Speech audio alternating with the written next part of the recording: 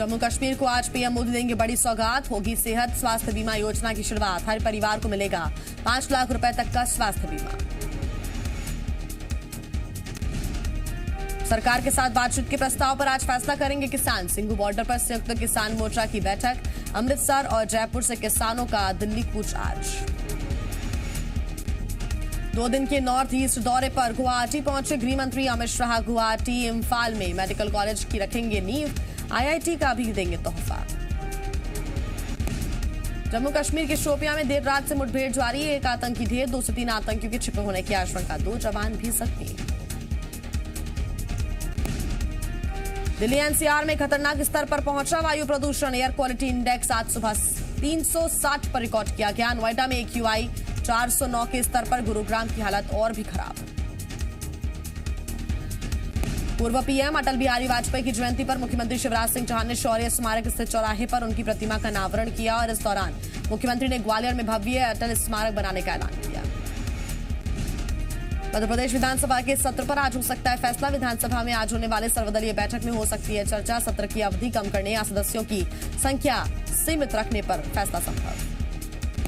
सीहोर में बीजेपी के जिला अध्यक्षों का 2 दिवसीय प्रशिक्षण वर्ग आज से शुरू होने जा रहा है। प्रशिक्षण कार्यक्रम में सीएम शिवराज सिंह चौहान, प्रदेश अध्यक्ष VD शर्मा, केंद्रीय मंत्री नरेंद्र सिंह तोमर, सुहास भगत, हितानंद शर्मा समेत कई बड़े नेता होंगे शामिल। आज शिवराज कैबिनेट की बैठक होगी। आज सुबह करीब 9:30 बजे होने वाली इस बैठक में सीएम शिवराज सिंह कई अहम मुद्दों पर अपने मंत्रियों के साथ चर्चा करेंगे। आज शिवराज कैबिनेट की बैठक में लव जिहाद कानून समेत कई प्रस्तावों पर बातचीत हो सकती है। आज की बैठक में विधानसभा सत्र में पेश होने वाले बिल पर भी हो सकती है चर्चा। भोपाल में 27 दिसंबर को मध्य प्रदेश कांग्रेस की अहम बैठक। कमलनाथ और मुकुल वासनिक लेंगे अहम बैठकें। जिला अध्यक्षों और निकाय चुनाव प्रभारियों की होगी बैठक। जिला कार्यकारिणी और निकाय चुनाव की तैयारियों पर होगी चर्चा। रायपुर में कल जांजगीर चांपा और भाटापारा जाएंगे सीएम बघेल। गुरु घासदास जयंती कार्यक्रम में होंगे शामिल। दुर्ग के खुड़मुड़ा में एक ही परिवार के 4 लोगों की हत्या के मामले में सियासत जारी है। शुक्रवार को सीएम भूपेश बघेल ने गांव पहुंचकर पीड़ित परिजनों से मुलाकात की। इस दौरान सीएम ने जांच के सही दिशा निर्देश दिए हैं और पीड़ितों के लिए 5 लाख रुपए की आर्थिक मदद की घोषणा की। सीएम भूपेश बघेल ने कहा कि मृतक रितेश सोनकर के 4 बच्चों के नाम पर 1 लाख रुपए की राशि और बच्चों की देखभाल का जिम्मा लेने वाले मृतक परिवार के बड़े बेटे को 1 लाख रुपए की राशि दी जाएगी। और इसके साथ ही मुख्यमंत्री ने बच्चों की पढ़ाई का जिम्मा लिया। उन्होंने कहा कि आरोपियों के पकड़े जाने तक जांच जारी रहेगी। पूर्व मंत्री बृजमोहन अग्रवाल की रिपोर्ट कोरोना पॉजिटिव आई है। उन्होंने खुद ही ट्वीट कर इसकी जानकारी दी। अपने ट्वीट में उन्होंने लिखा कि गुरुवार को उनकी रिपोर्ट नेगेटिव आई थी, लेकिन शुक्रवार शाम रिपोर्ट पॉजिटिव आई है।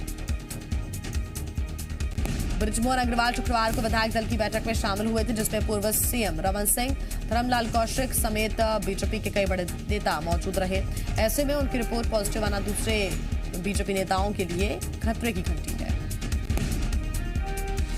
मध्य प्रदेश विधानसभा का शीतकालीन सत्र 28 दिसंबर से 30 दिसंबर तक चलेगा। कांग्रेस ने 28 दिसंबर को ट्रैक्टर से विधानसभा पहुंचकर घेराव करने का ऐलान किया। कलेक्टर अविनाश लवानिया ने नया आदेश जारी किया है, जिसके तहत विधानसभा परिसर के 5 किलोमीटर के अंदर ट्रैक्टर के प्रवेश पर प्रतिबंध रहेगा। जिला प्रशासन के आदेश के अनुसार 28 दिसंबर से 30 दिसंबर तक भारी वाहन, ट्रक, ट्रैक्टर, डंपर और धीमी गति से चलने वाले वाहन, तांगा, बैलगाड़ी के आवागमन पर पूरी तरह प्रतिबंध रहेगा। आपको बता दें कि कलेक्टर ने 28 दिसंबर सुबह 6 बजे से 30 दिसंबर रात 12 बजे तक विधानसभा के पास पहले ही धारा 144 लागू करने का आदेश जारी किया था। विधानसभा सत्र के दौरान भारी और धीमी गति से चलने वाले वाहनों की एंट्री पर बैन को कांग्रेस ने तुगलकी फरमान बताया। कांग्रेस का कहना है कि बीजेपी सरकार डरी हुई है, वो कांग्रेस को जनहित के मुद्दे उठाने से रोकना चाहती है। मध्य प्रदेश में सरकारी कार्यक्रम में कन्या पूजन करने के फैसले का महिला कांग्रेस ने स्वागत किया। महिला कांग्रेस की प्रदेश अध्यक्ष मांडवी चौहान ने कहा कि महिलाओं को आत्मनिर्भर और उनकी सुरक्षा के ठोस उपाय भी सरकार करे। शिवराज सरकार ने सभी सरकारी कार्यक्रमों के पहले कन्या पूजन का आदेश दिया है, जिसको लेकर कमलनाथ ने सरकार पर हमला बोला। कहा बेटियों की सुरक्षा की ज्यादा जरूरत है। कमलनाथ ने कहा कि कन्या पूजन के फैसले का स्वागत है, लेकिन कन्या पूजन करना ही काफी नहीं है। उन्होंने पूछा कि क्या बेटियों को सुरक्षा देने का दायित्व सरकार का नहीं है। कमलनाथ ने कहा कि आंकड़े खुद बताते हैं कि आपकी पिछली और वर्तमान सरकार में बहन बेटियां ही सबसे ज्यादा असुरक्षित हैं। कमलनाथ ने कहा कि प्रदेश में हर दिन मासूम बच्चियां दरिंदगी का शिकार हो रही हैं। उन्होंने कहा कि एक तरफ कन्या पूजन का आदेश सरकार देती है, तो वहीं दूसरी तरफ 1 महीने में शहडोल में 30 मासूम बच्चे मौत की आगोश में समा चुके हैं। कमलनाथ के दिल्ली दौरे से उन्हें दिल्ली में बड़ी जिम्मेदारी देने के सियासी कयास लगाए जा रहे हैं। पूर्व मंत्री सज्जन सिंह वर्मा ने कहा कि कमलनाथ को केंद्रीय नेतृत्व दिल्ली में जिम्मेदारी देनी चाहता है। उन्होंने कहा कि मोतीलाल वोरा, अहमद पटेल के बाद कांग्रेस में वैक्यूम आया है, जिसको भरने के लिए केंद्रीय नेतृत्व बुला रहा है। कमलनाथ को दिल्ली में मिलने वाली जिम्मेदारी पर बीजेपी ने चुटकी ली। बीजेपी ने कहा कमलनाथ पर पॉलिटिकल स्ट्राइक हो रही है। बीजेपी ने कहा दिग्विजय सिंह की रणनीति काम आ गई। अब मध्य प्रदेश से कमलनाथ की विदाई हुई। पूर्व पीएम अटल बिहारी वाजपेयी की जयंती के मौके पर पीएम मोदी ने 9 करोड़ किसानों के खाते में 18,000 करोड़ रुपए डाले। प्रधानमंत्री किसान सम्मान निधि के तहत पीएम मोदी ने 1 क्लिक में किसानों के खाते में 2-2 हजार रुपए ट्रांसफर किए। सीएम शिवराज और केंद्रीय मंत्री प्रहलाद पटेल ने भी किसानों को संबोधित किया। बता दें कि सागर और मंडला की तस्वीरें सामने आई। खाते में पैसा आने के बाद किसान बेहद खुश नजर आए। किसानों को अपने पाले में करने के लिए बीजेपी और कांग्रेस दोनों ही पार्टियां तरह तरह के हथकंडे अपना रही हैं। मध्य प्रदेश युवा कांग्रेस अब 27 दिसंबर से किसान स्वाभिमान मार्च निकालने की तैयारी कर रही है। किसान आंदोलन के समर्थन में ये मार्च निकाला जाएगा, जिसमें कृषि कानूनों को निरस्त करने की मांग की जाएगी। इस मार्च में युवा कांग्रेस के राष्ट्रीय अध्यक्ष श्रीनिवास भी शामिल होंगे। साथ ही पूर्व सीएम कमलनाथ और दिग्विजय सिंह भी इस मार्च में मौजूद रहेंगे। किसानों से जुड़ी कई मांगों को लेकर बीजेपी विधायक दल ने शुक्रवार को धरना प्रदर्शन किया। आजाद चौक पर गांधी प्रतिमा के पास रमन सिंह, विष्णुदेव साय, धर्मलाल कौशिक समेत सैकड़ों कार्यकर्ताओं ने धरना दिया। बीजेपी ने किसानों की खुदकुशी, मुआवजे की मांग, धान खरीदी की समय सीमा बढ़ाने, किसानों की समस्याओं के निपटारे समेत कई मांगों को रखा। रमन सिंह ने कहा कि कांग्रेस को अपने घोषणा पत्र का वादा नहीं याद है। किसान परेशान है, धान बेचने में दिक्कत हो रही है। उन्होंने कहा किसान खुदकुशी कर रहे हैं। सीएम भूपेश बघेल पर हमला बोलते हुए सीएम की विधानसभा और उनके जिले में लगातार हत्या हो रही है। प्रदेश में कानून व्यवस्था ध्वस्त है। पीएम किसान सम्मान निधि को लेकर कमलनाथ ने शिवराज सरकार पर हमला बोला। उन्होंने कहा कि चुनाव से पहले किसानों के खाते में प्रधानमंत्री किसान सम्मान निधि की किश्त किसानों के खाते में डाली गई और उसके बाद नोटिस भेजकर किसानों से राशि वापस मांगकर किसानों का अपमान किया गया। कमलनाथ ने कहा कि कुछ किसानों को जितनी राशि दी गई थी उससे ज्यादा वापसी का नोटिस दिया गया। कमलनाथ ने कहा कि किसानों का अपमान करना, दमन करना इनकी आदत बन चुकी है। प्रधानमंत्री सम्मान निधि कार्यक्रम को लेकर पीएम ने कल देश भर के किसानों को संबोधित किया और इस दौरान उन्होंने धार जिले के एक किसान से वीडियो कॉन्फ्रेंसिंग के माध्यम से बातचीत की। चिकलिया गांव के मनोज पाटीदार ने पीएम से कृषि बिल को फायदेमंद बताते हुए इस बिल की पैरवी की। मनोज ने प्रधानमंत्री को यह भी बताया कि किस तरह पीएम सम्मान निधि के पैसे से उसे फायदा मिला। मनोज प्रधानमंत्री मोदी से बात करके काफी खुश नजर आए। पूर्व मंत्री लाखन सिंह यादव के बयान पर बीजेपी ने कांग्रेस पर निशाना साधा। मंत्री भारत सिंह कुशवाहा का कहना है कि उपचुनाव में जनता ने सच को स्वीकारा। मध्य प्रदेश में कांग्रेस नेताओं के बीच कलह हो रही है। सीएम शिवराज एक तरफ माफिया को जमीन में गाड़ने की बात कह रही हैं, तो दूसरी तरफ उनकी ही पार्टी के नेताओं पर जमीन कब्जाने और विरोध करने पर जिंदा जलाने की कोशिश का आरोप है। मामला दमोह के ख्वाजा खेड़ी का है। प्रसिद्ध राम जानकी मंदिर के महंत जयराम दास त्यागी ने बीजेपी नेता खरगराम पटेल और उनके बेटे पर जिंदा जलाने की कोशिश का आरोप लगाया।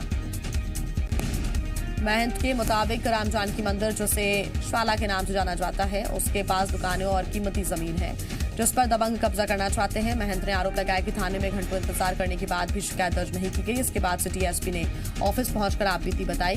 सीएसपी ने देहात थाने को एफआईआर दर्ज करने का आदेश दिया। सीएम शिवराज सिंह ने होशंगाबाद के बाबई में अटल बिहारी वाजपेयी की जयंती पर एक बार फिर से गुंडों माफियाओं को प्रदेश छोड़ने की धमकी दी। उन्होंने कहा कि मध्य प्रदेश छोड़ देना, नहीं तो 10 फीट जमीन के नीचे गाड़ दूंगा। सीएम शिवराज शुक्रवार को किसान सम्मान कार्यक्रम में भाग लेने के लिए होशंगाबाद पहुंचे थे। सीएम ने मंच पर बोलते हुए कहा कि मामा पूरी फॉर्म में है, गड़बड़ करने वालों को छोड़ेगा नहीं। मुरैना पुलिस ने एक अंतर्राष्ट्रीय ठग गिरोह का भंडाफोड़ किया। पुलिस ने इस गिरोह से जुड़े 4 लोगों को गिरफ्तार किया। इन सभी की गिरफ्तारी उस समय की गई जब ये नेशनल हाईवे पर कार में बैठकर ऑनलाइन लोगों के साथ ठगी कर रहे थे।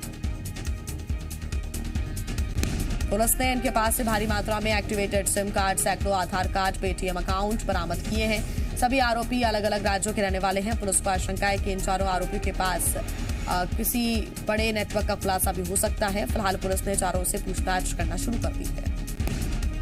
राजधानी भोपाल में देर रात क्लब संचालक को क्रिसमस सेलिब्रेशन करना भारी पड़ गया। कलेक्टर के निर्देश पर K2 क्लब लाउंज का लाइसेंस रद्द कर दिया गया है। जानकारी के मुताबिक K2 club and lounge club में देर रात तक क्रिसमस पार्टी चलती रही। पार्टी के लिए बैली डांसर को बुलाया गया था। पार्टी का वीडियो वायरल होने के बाद आबकारी विभाग ने छापामार कार्रवाई की।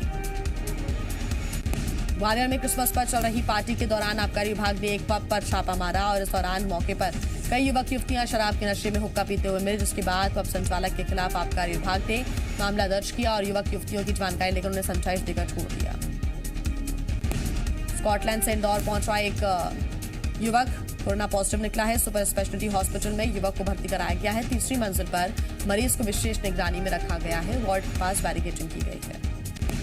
वायरस के स्ट्रेन टेस्ट के लिए सैंपल को दिल्ली या पुणे भेजा जाएगा। स्वास्थ्य विभाग ने विदेश से लौटे 68 यात्रियों का टेस्ट किया, जिसमें एक की रिपोर्ट पॉजिटिव आई। इंदौर में एक सड़क हादसे में छात्रा की मौत हो गई। इस पूरी घटना का सीसीटीवी फुटेज सामने आया है, जिसमें साफ दिख रहा है कि आगे वाले बाइक चालक की गलती से हादसा हुआ। आगे जा रहे बाइक चालक की गलत मुड़ने की वजह से छात्रा पहले बाइक से टकराई और फिर डिवाइडर से जा टकराई। रायगढ़ पुलिस को बड़ी सफलता मिली है। यहां रैरूम गांव में पुलिस ने अपहरण किए गए बच्चे को सकुशल बरामद कर लिया, साथ ही 3 आरोपी गिरफ्तार किया है। गुरुवार को गांव के ही 3 लोगों ने 12 साल के बच्चे का अपहरण कर लिया था। 5 लाख की फिरौती मांगी थी। शिकायत पर एक्टिव हुई पुलिस ने रात भर करीब 150 लोगों से पूछताछ की और उसके बाद शुक्रवार सुबह किडनैपर्स का लोकेशन ट्रेस कर पुलिस जंगल में घुसी, जहां बच्चे को गड्ढे में छिपाकर रखा गया था। पुलिस ने बच्चे को बरामद कर 3 आरोपी गिरफ्तार किया। मौके से 3 मोबाइल, 3 चाकू और बाइक बरामद की गई है। विदिशा के गांव बदनपुर में उस समय हड़कंप मच गया जब एक नाबालिग लड़की का शव नहर में पड़ा मिला। परिजनों के मुताबिक नाबालिग रात में घर से बाहर निकली थी, जिसके बाद किसी ने उसका अपहरण कर उसकी हत्या कर दी। परिजनों के मुताबिक लड़की का शव पास ही गांव में एक नहर में पड़ा मिला। सूचना मिलने पर पहुंची पुलिस ने परिजनों की शिकायत पर मर्ग कायम कर जांच शुरू कर दी है। उज्जैन के बेगमगंज में राम मंदिर धन संग्रह रैली के दौरान 2 पक्षों में जमकर विवाद हुआ। इस दौरान युवा मोर्चा की रैली पर पथराव भी हुआ। सूचना मिलते ही एसपी मौके पर पहुंचे और मोर्चा संभाला। पुलिस ने मामला दर्ज कर लिया। होशंगाबाद में पिपरिया के राईखेड़ी गांव में 2 पक्षों में हुए विवाद में एक व्यक्ति की मौत हो गई। युवक की मौत के बाद परिजनों ने चौराहे पर शव रखकर 2 घंटे तक प्रदर्शन किया। आरोप है कि रेत कारोबारियों ने घर में घुसकर मारपीट की थी और इस दौरान 6 से ज्यादा लोग घायल हो गए थे, जिन्हें अस्पताल में भर्ती कराया गया था, जहां इलाज के दौरान चंदन सिंह पटेल की मौत हो गई। फिलहाल सभी आरोपी फरार हैं। पुलिस मौके की जांच कर रही है। रीवा में सफेद बाघ की मौत पर पूर्व मंत्री राजेंद्र शुक्ल ने कहा है कि दोषियों पर कार्रवाई की जाएगी। बाघ की मौत पर शोक संवेदना व्यक्त करते हुए राजेंद्र शुक्ल ने कहा कि अमूमन सफेद बाघों की उम्र 8 से 10 वर्ष की होती है, तो उसकी मृत्यु का एक कारण यह भी माना जा सकता है। वहीं रीवा के महाराजा मार्तेंद्र सिंह जुदेव ने टाइगर सफारी मुकुंदपुर में सफेद बाघ की मौत पर जांच टीम का गठन किया है। बता दें कि मुकुंदपुर वाइल्ड टाइगर सफारी जू में 2016 में सफेद शेर मोहन को लाया गया था। मोहन के बाद 3 अन्य सफेद शेर जू में रखे गए, जिनकी देखरेख की जिम्मेदारी जू प्रबंधन को सौंपी गई थी। रतलाम जिले के धोलावड़ इको टूरिज्म पार्क में 10 दिवसीय पर्यटन महोत्सव की शुरुआत शुक्रवार को हुई। महोत्सव के पहले दिन शहर और अन्य स्थानों में के नागरिक पहुंचे और इस दौरान उन्होंने रोमांचक और साहसिक खेलों का लुत्फ उठाया। धोलावड़ में आइलैंड पर टेंट कैंपिंग के लिए बनाए गए वीआईपी और साधारण टेंट व्यवस्था के साथ ही पर्यटन महोत्सव में आने वाले व्यक्तियों के लिए न्यूनतम शुल्क पर भोजन व्यवस्था भी की गई है। पर्यटन महोत्सव 5 जनवरी तक चलेगा।